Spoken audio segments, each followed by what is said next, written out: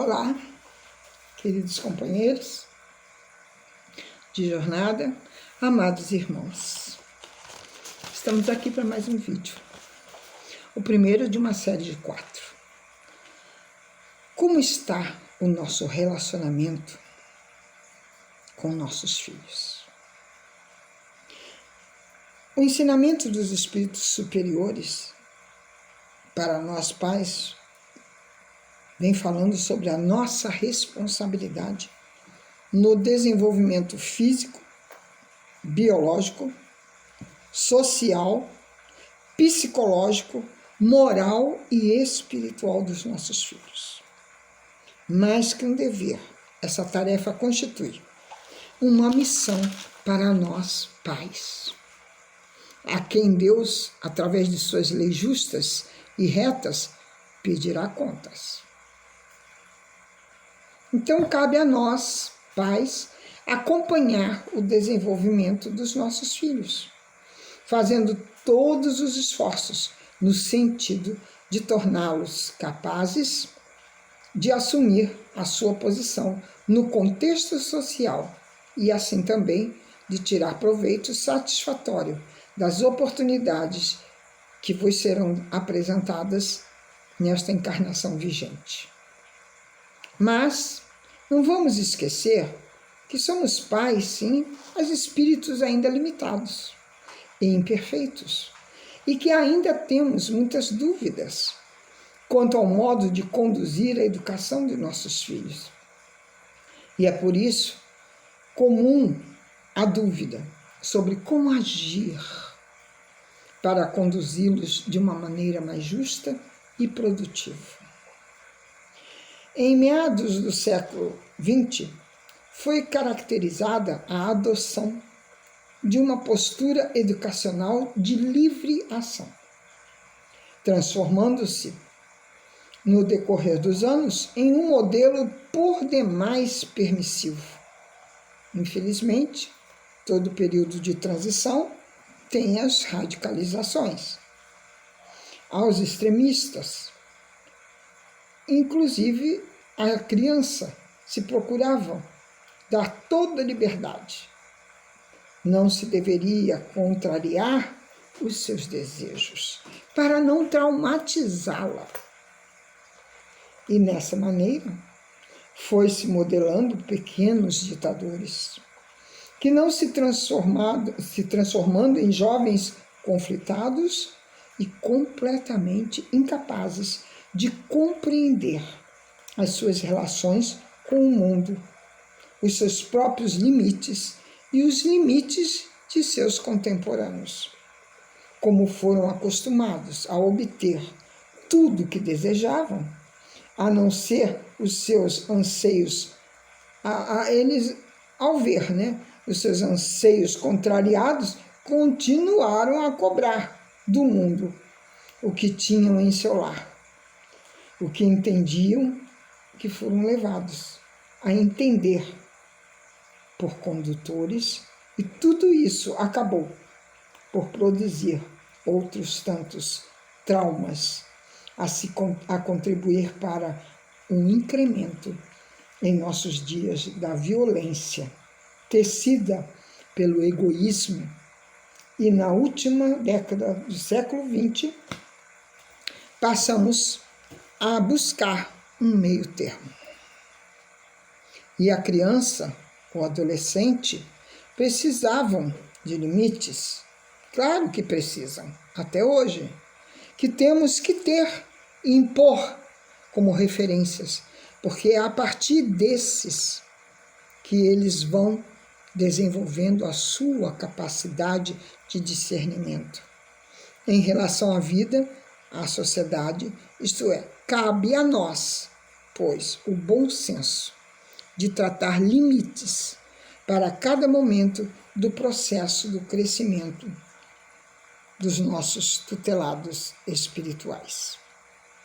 Claro que devemos levar em conta sempre a possibilidade de entendimento do educando, isto é, avaliando se o ensinamento se encontra compatível com a sua maturidade psicológica, biológica e espiritual. Vamos entender melhor. É óbvio que uma criança não deve ser permitida a assistir certos tipos de programa na TV, principalmente aqueles que exploram a sensualidade e a erotização, posto que eles ainda não se apresentam prontos em condições de julgamento equilibrado. Aliás, tem-se observado uma maior precocidade quanto à instalação da puberdade e acredita-se que deve em parte por causa da hiperestimulação neuroendócrina produzida pela visão frequente das referentes cenas. Claro que podemos ouvir que sempre houve essa estimulação de uma ou de outra maneira, com o que até concordamos. Porém, isso não era assim tão ostensivo e intensivo como agora é. Quase que uma lavagem cerebral. Por isso temos que nos manter bastante cautelosos e atentos, porque muitos da mídia acreditam que cabe a nós, pais, impedir nossos filhos de assistir a determinadas gravações, utilizando-se pura e simplesmente do controle remoto. Impossível isso. Mas vamos analisar. Isto não é uma tarefa fácil em nossos dias, dada a quantidade imensa de programas com esses conteúdos em todos os horários, que se formam, pode-se dizer, analisam seriamente. A TV deveria estar fechada uma grande parte do tempo. Ganharíamos mais, com certeza.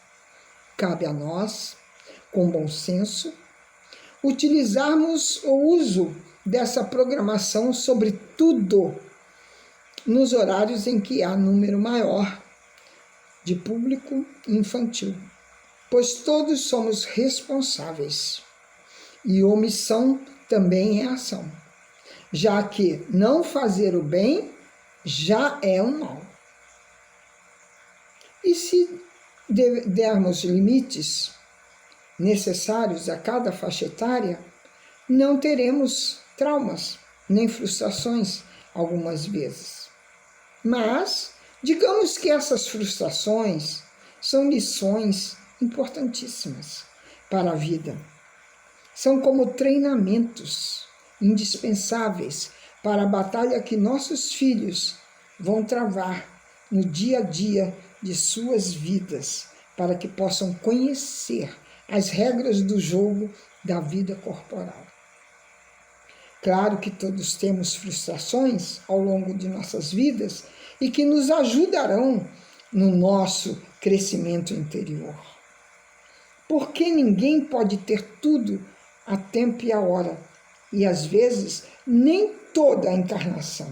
Por isso, a resignação, com que não se pode mudar, é um convite para trabalharmos a nossa humildade, tão em falta nesse mundo, infelizmente.